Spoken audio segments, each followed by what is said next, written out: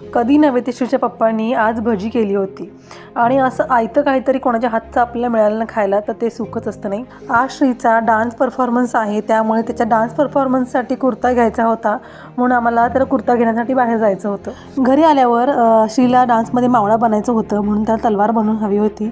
तो म्हणत होता की आपण बाहेरून भाड्यानं तलवार विकत आणूया, कारण बाहेरची तलवार जी आहे ना ती खूप छान दिसते. त्याला मी म्हटलं की नाही, आपण त्याच्यापेक्षा छान तलवार घरी बनवूया आणि आपण आपल्या हाताने वस्तू जी बनवतो ना तर त्यामध्ये जो आनंद मिळतो आपण स्वतः बनवलेल्या वस्तूमध्ये तर तो विकत आणण्यामध्ये नसतो आणि आपली क्रिएटिव्हिटीसुद्धा वाढते आणि मुलांची बुद्धी तल्लकता आहे ना ती सुद्धा वाढते की अशी बनवायची किंवा तसं बनवायचं.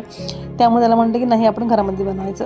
त्यानंतर श्रीला मावळा बनायचं होतं म्हणून त्याच्या मावळा म्हटल्यावर कपाळावर चंद्रकोर तर हवीच म्हणून त्याला मी चंद्रकोर काढत होते, पण तो इतका हलत होता, तिथे अगदी स्थिरता नाही त्याला आणि खूप वळवळत होता. त्यामुळे ते चंद्रकोर जी आहे ते चुकली, ती पुसली आणि पुन्हा दुसरी नवीन चंद्रकोर त्याला कपाळावरती मी काढली आणि एवढ्या गडबडीने जाऊन कुर्ता घेऊन आले होते. पण तिथे मी उशीर होईल आणि वेळ पण झाला होता म्हणून त्यामुळे तिथे उघडून बघितला नव्हता कुर्ता आणि घरी आल्यानंतर बघितला तर असा फाटका होता कुर्ता.